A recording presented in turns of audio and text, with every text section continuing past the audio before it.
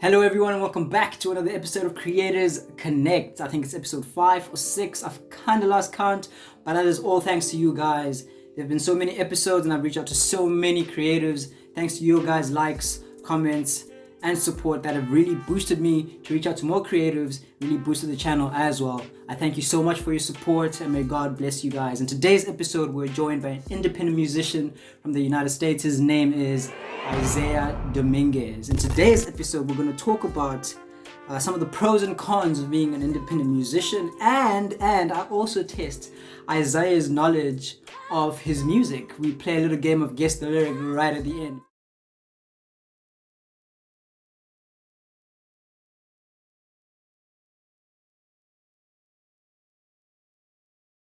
But I do advise you to sit through the entire episode. It's a bit of a long one, but it's definitely worth the watch. So let's sit back, relax, and connect with Isaiah.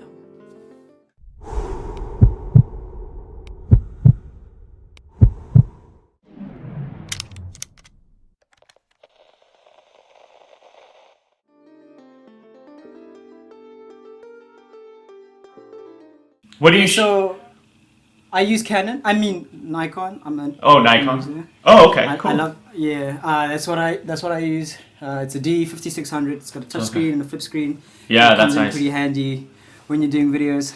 Sure. So yeah, just to let you know a few things before we start. Sure. I'm gonna ask about 10 or so questions Mm-hmm. about you and your career and some things you've done that I noticed on your YouTube and Instagram. Sure. And then after that, we're gonna play a quick game. So what I've done is I've taken about 7 of your songs and chosen about 5 or so words in those songs. Okay. And then I'm gonna see if you're able to guess which song that those lines are from. So that's what we're gonna do at the end. Okay. That's what we're gonna do at the end. You're gonna Just test to me. end off.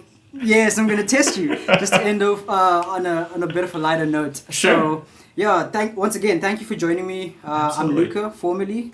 I am Zimbabwean, but I reside in South Africa currently. And yeah, I do photography and YouTube. And like I said, I started this series on my YouTube channel. Hopefully, I can be able to connect with as many creatives. So if you're ready, we can get into it. Yeah, absolutely. Nice to meet you, man. Nice to meet you too. Sweet. Okay, so I'm going to start off by talking about a poem that you did. I Sure. think it's a poem. It's called, you named it Creativity Never Sleeps. If you Oh, don't wow. mind, I'm going to read it just that everyone knows what we're talking about. It Sure. goes, it does not understand regulated schedules. It does not comply with the regular 9 to 5. It does not know what is convenient. It does not sit patiently in the corner waiting for the appropriate time or place or circumstance. Instead, it strikes in a moment, in an instant, in a fleeting thought or a passing glance, and we catch it or we don't, but we always keep chasing that moment. I watched this on one of your YouTube videos and it Yeah. absolutely touched my heart. And I That's wanted awesome. to ask you, what inspired you to make this poem and turn it into a video and share it with the rest of the world?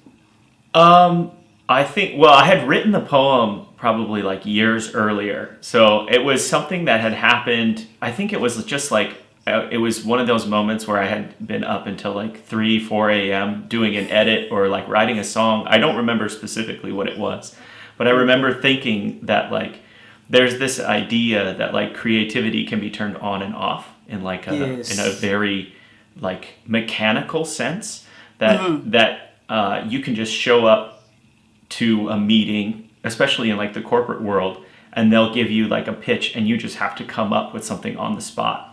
And to me it was like, for me, creativity just kind of like my inspiration to either create a video or write a song or take a photograph or anything like that is so fleeting. It like happens so quickly.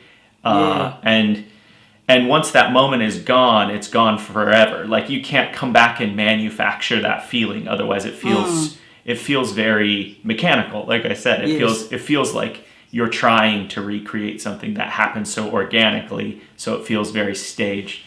And that's what inspired me to kind of write those words down. And so that that poem is part of like a tweet that I had sent out into the world. And it was a much shorter, it was back when it was only 140 characters. So it was a much shorter tweet. And then I thought, well, this is an idea that can be expanded on. But I didn't want it to be too long, because if it's too long, you kind of like lose that fleeting type of feeling where it's like, it's a short thing. And then I just wanted to create something visual to go along with it, because a lot of people don't realize the like effort that goes into creating a YouTube video. They don't.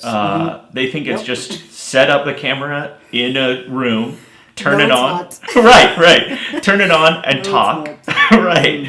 Turn it on, talk, turn it off, upload it to Premiere, like beginning, ending. You know, people don't understand that like we set up lights, we set up sets, we have to rehearse the things that you're going to say, or you have to at least have a plan on what you're going to say, and then you have to, you know, sometimes you go through this take several times and you look at it and something's out of focus and you're like, oh, I have to do all of that all over again. You have to do it again, yes. Yes. Right. I know the feeling.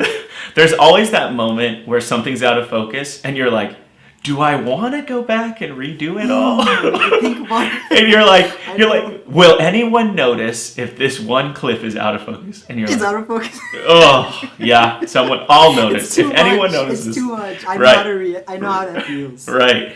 So I just wanted to create like I wanted the two to be married, where it's like creativity not only is something that like happens so organically, but it also takes a lot of effort to harness too. Wow. And I think the more that you rehearse it, or the more that you do it, the more you practice it, the more you like show up to work every single day, the better it is and the easier it is to just tap into that every time you need to.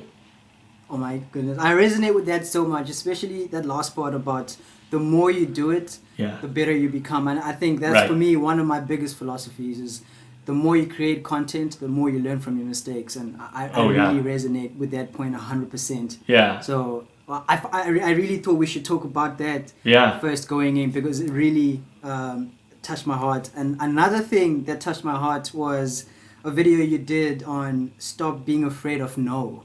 And I think the question that comes after that is, you did mention that being told no is not bad, but is perceived as something that is bad. Yeah.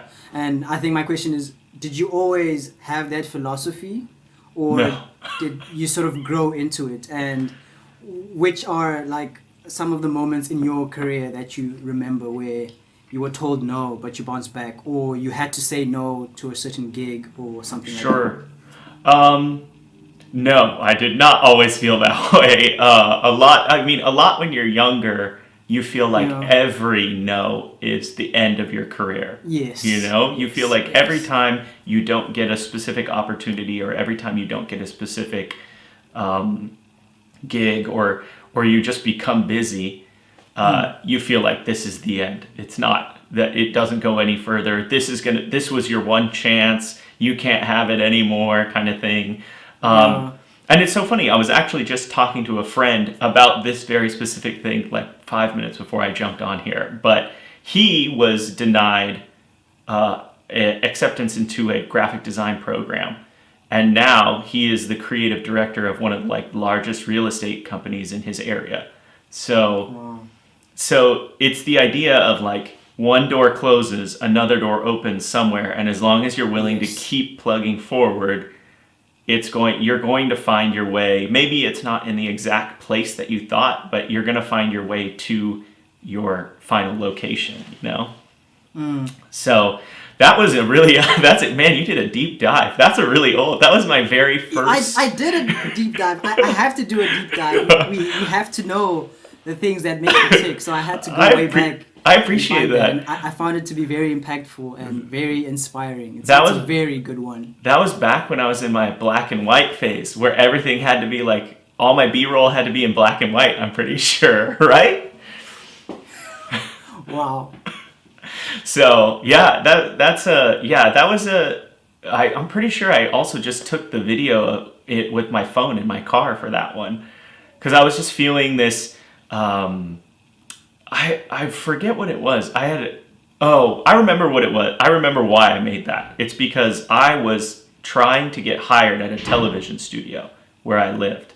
And I went through like multiple layers of the interview process. I got all the way down to meeting the like head of the television studio and the people that I would be working with.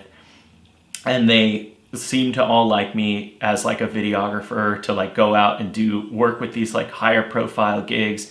And I was super excited about the gig, and I had thought that I had given them everything that they needed to in order to get this. And they were like, oh, well, you know, we have one other person we're talking to, and we'll get back to you in like a couple weeks. And a week went by, I hadn't heard from them. 2 weeks went by, I hadn't heard from them. I emailed them after 2 weeks. Still, like at the end of the week, I still hadn't heard from them. So it was 3 weeks. And then like almost a month later, they got back to me and they were like, oh, we decided to go with the other candidate. And I was just like, wow. Man, and you get so invested because you're like, oh, I feel like this is my calling. This is where I'm supposed to go. This is the next big step. And I was like, man, this is a huge bummer. And I really feel like other people experience this too.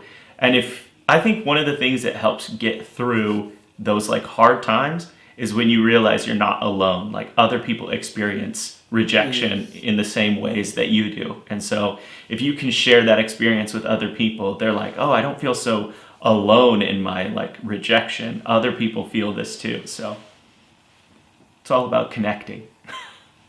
That is so true, and I really got that from your video. It's not the first time, and it won't be the last time something absolutely. like that is happening. But I think for me personally, I've been learning that use it as a stepping stone. Use it as something you can learn from. Yeah. Try and figure out what you could have done better. Right. I know when you reach out into the world for a gig or anything like that, you think you're there and you think you deserve the world's attention. You think, like you were saying, like you don't just get into a room, turn on a camera and do a video. There's a lot of preparation that goes into it. And you're like, after all this work, I have to get some kind of recognition. And when you don't, it hurts. It definitely does hurt. But I think the important thing is how you pick yourself up and move forward and understand that no is necessarily not a bad thing. Absolutely. A stepping stone into becoming a better creative.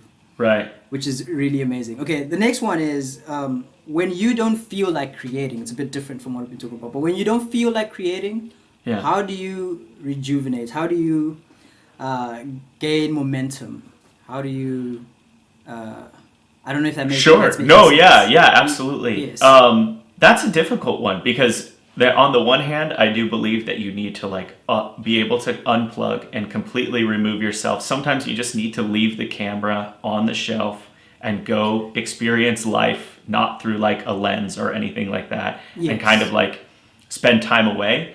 But I also believe that you need to just show up sometimes. Even if you don't feel like it, right? Even if you feel like your batteries are drained, even if you feel like you don't have a good idea, sometimes I do feel like you do need to show up and just go through the motions and then keep going and keep going and keep going because it does feel like a grind sometimes. It really feels like it wears you down. And I think that there's value in showing up to work every single day and showing up to make your art every single day. And even if you don't feel like doing it, just like going through the motions of doing it will still give you that repetition. So you'll still be learning through that too. And then you'll be able to access that later when you also don't feel like doing it. And you'll be able to be like, okay, I have worked through these problems before. So it's kind of a double-edged sword. It's like it is. Sometimes you do need to just work through.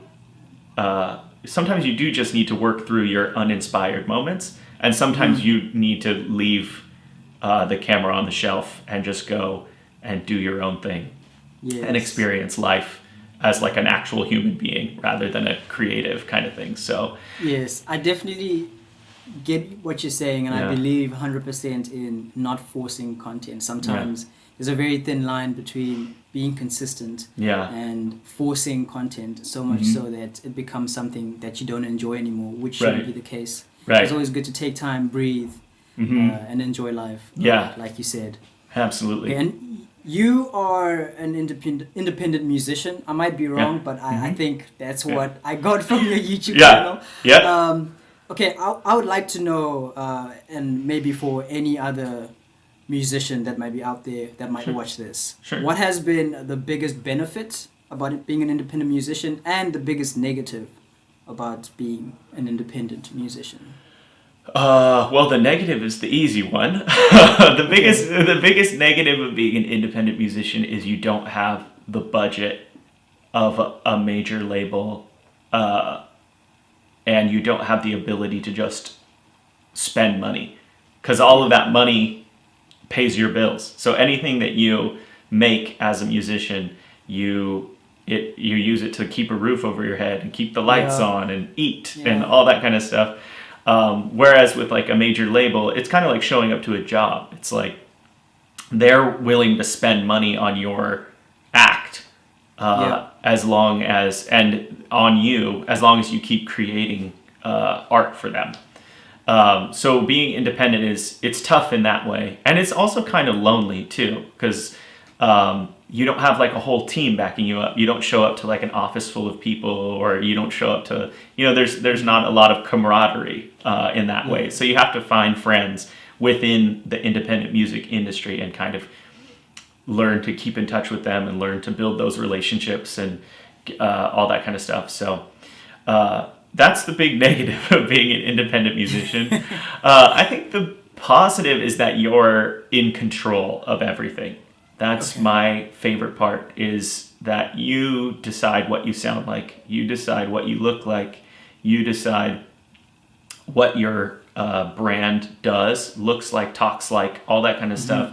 You're completely in control of your own career, which is good, because I feel like a lot of major labels focus on creating a persona, and a person that you might want to be, not a person that you actually are.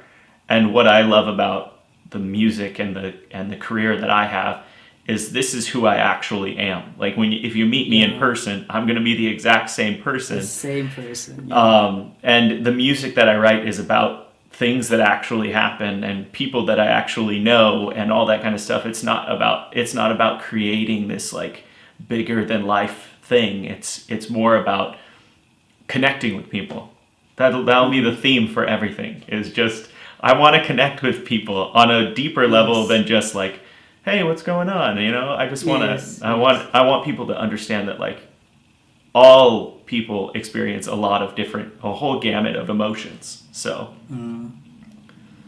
I definitely did pick up that when I was looking for your lyrics, which were very hard to find on the internet, until I bumped into your website. Yeah. And you do this thing where you really break down what some of the lyrics mean in your videos. But you mentioned that I would have not preferred to do it this way, because everyone experiences the lyric differently from the way I would have written it down and what it meant to me, which is really important, because I feel that sense of community, that everyone sees things differently and everyone can learn from everyone. Right. So when you talk about the negative of being an independent musician and finding solace in building a community of other independent musicians and working together and supporting each other, I really understand that concept, and I back it 100%. Awesome. I think the concept is learning from others and also giving information to others as well, which is really amazing. Yeah. You're not only an independent musician, but how I actually found you was through Cleverly Titled Creative. That's the first page I bumped into on Instagram. Please tell us more about that and what it is you're trying to do with that. Cleverly Titled Creative it's my video and audio production business that I launched just this year. I had been working as a videographer in the corporate world for about a year beforehand, and then freelance for probably 14 years before that too. And it all started in like school, just like doing yearbook or like class videos and like history like projects that we were allowed to do videos out of. and just like being able to rent a camera, all the way to, I think my first video I ever made was a skate video, because we used to be like skaters, like skateboarders. And me and some of the other guys that like lived in my neighborhood, we're all terrible skateboarders. We were not good at all, but we wanted to look cool. We wanted to look cool because we had watched all these skate videos. And so I, got this camera. It was this tiny, I don't know, like Panasonic, like point and shoot digital camera that just happened to have a video function. Yes. And I think it recorded at like 360p. You.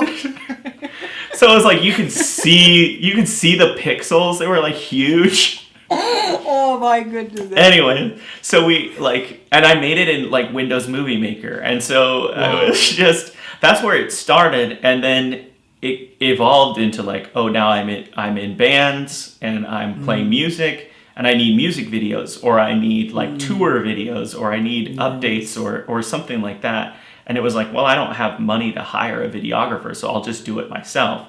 And that's kind of where my whole like career launched was, well, I don't have the money to do something or hire someone to do this thing, so I'll learn how to do it myself, and I'll do it. And that's impressive. And then somebody would ask me, oh, can you do a video for my wedding? And I'd be like, yeah, sure. And then I would research how to make a wedding video and go and do it myself. And my whole motto up to this point has been, anything is possible until it's not. So say yes to anything, and then figure out how to do it. And if you can't do it, then own up to it and say like, oh, there's no, I just can't do this. Not under any circumstance would I be able to do this. But like, don't be so quick to say no to an opportunity because you don't feel like you've done it before. You don't feel like you have the experience. Take the time, say yes. Take the time to learn everything that you possibly can, and then show up and try, and realize that nothing's going to be exactly the same way as it's written down. Right? Like, especially with like live events like weddings or like conferences or trade shows, or if you're doing video for stuff like that, like it's never going to be the exact same way 2 times, Everything's going to be different. You might have to deal with weather, you might have to deal with bad audio, you might have to deal with bad lighting, you might have to, nothing's going to be your ideal circumstance. So just say yes and roll with it the best you can. Wow, that is really, really amazing. And I think I would like to know from that, what in your personal life influenced you to choose the career that you have? It being being a musician, right? And also the digital company that you're running. What influenced you to pursue that? I think it was less, I think it was wanting to work on my own schedule and be my own boss and be in charge and see the benefit of the hard work that I'm putting in.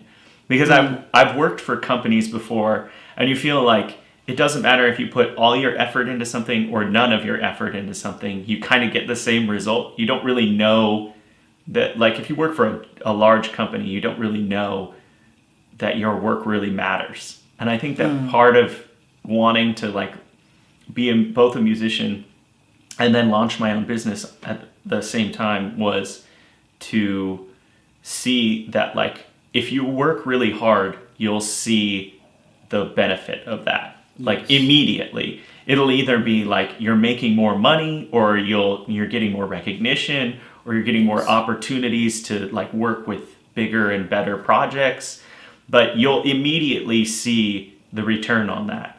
Whereas working for a large company, you can work really hard for 60 years of your life, and then at the end, your company will still be large. It doesn't matter. Like they're willing to replace you as soon as you leave, kind of thing. Easy. So it was just, for me, it was just like, I want to see the impact of what I do. Wow, that is amazing. That is really amazing. And I think with that, following the career that you've chosen, how would you like to be remembered as a creative? What imprints do you want to leave in this world? And when they think Isaiah Dominguez, they think this concept, or this is what comes to mind. I've thought a lot about this because it's one of my big fears, and it's like an existential millennial fear, I guess. Yes, but it is. One of my big fear is to leave this world and not be remembered for anything, or not have made an impact in any way. Which is funny because I have friends who are like, "Yep, I would actually prefer it to be that way. I would prefer nobody remember What me." a contrast! Right? I was just like, "Okay, cool," but. I've thought about that a lot, and that's a very like deep question. But I think it boils down to being remembered for being genuine and telling real stories. Yes. I think those are the two most important things for me. Is everybody, there's no art that I put out that people think, oh, this was phoned in, or this was manufactured, or this is not truly him. This is someone else's input.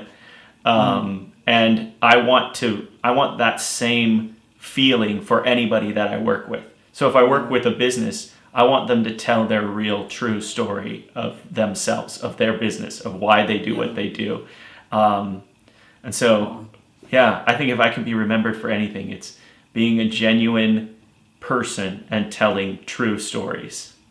Wow, that is deep. That just went deep real quick. I like the authenticity, and I think that is the point of this channel as well, is to get to know the creator, the person behind the creativity that we see on YouTube and on Instagram and things like that. Yeah. I think the last question for the interview before we play that very interesting game. Okay. All right. is a bit different and outside the creativity questions, but just to get to know you. Okay. And see who you are as a person. If you only had 24 hours left to live, how would you spend that 24 hours? Oh man, I think I would spend my last 24 hours with man, that's a tough one because you want to be able to like do everything, but I think the most important, there's three things that I think are the most important, and it would be good food, good friends, and good music. Okay. So I follow. So those are my three things. If I had to, as long as it was 24 hours of those three things, I think that I could be satisfied at the end of that. You'd be satisfied. Yeah. I'm a huge people person, so obviously I want to be around people. And I don't want to have a really terrible last meal. So those are two big things. And if you could just put in a good soundtrack to all of that,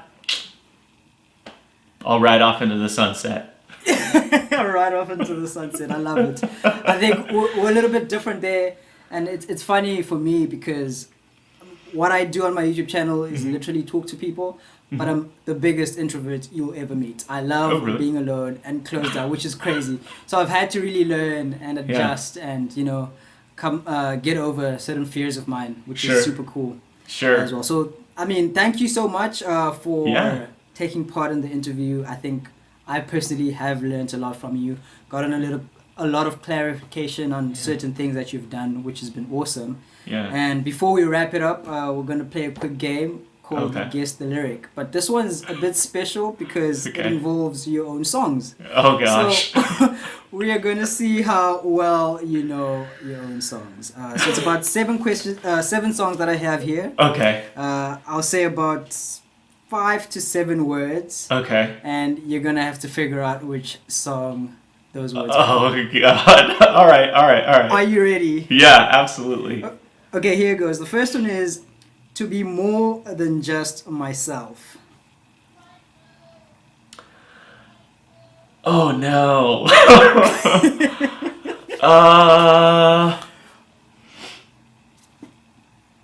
Oh, I know the song. Okay. Can I look at my own track listing? Yes, you can. Go on ahead. Okay. I know what song it is. I just don't remember the title of it. He's cheating. I'm not cheating. But it's fine. I mean, it's hard. It's Evergreen State. Yes, it is. Yeah. Evergreen State. Yes. Oh man, That that one was a hard one. Man, you couldn't even give me an Yes. easy one. Okay. Next one is dream of where I could go.